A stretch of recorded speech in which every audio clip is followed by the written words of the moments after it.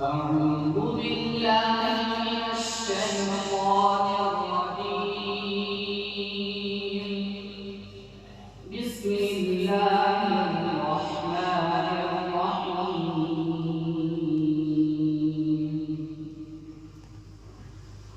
أفحسب الذين كفروا أن يتخذوا عبادي من دوني أولياء إنا أعتدنا جهنم للكافرين نزلا قل هل ننبئكم بالأخسرين أعمالا الذين ضل سعيهم في الحياة الدنيا وهم يحسبون أنهم يحسنون صنعا أولئك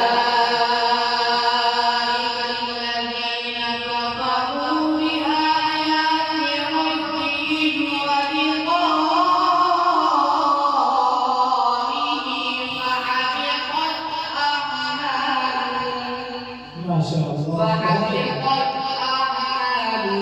فلا نقيم لهم يوم القيامة وزنا ذلك جزاؤهم جهنم بما كفروا واتخذوا آياتي ورسلي هزوا إن الذين آمنوا وعملوا الصالحات كانت لهم جنات الفردوس نزلا خالدين فيها لا يبغون عنها حولا قل لو كان البحر مدادا لكلمات ربي لنفد البحر قبل أن تنفد كلمات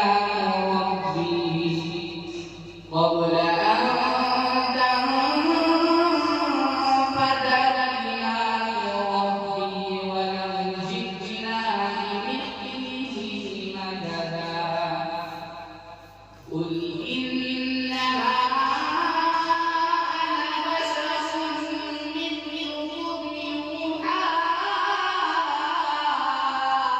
إلي أنما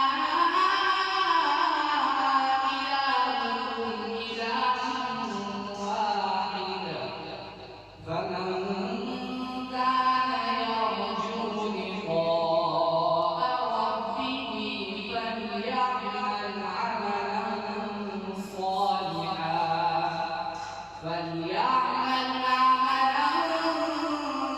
صالحا ولا يشرك بعبادة ربه أحدا صدق الله العظيم. Thanks for watching. Don't forget to like, comment, share and subscribe to Al Wahid channel.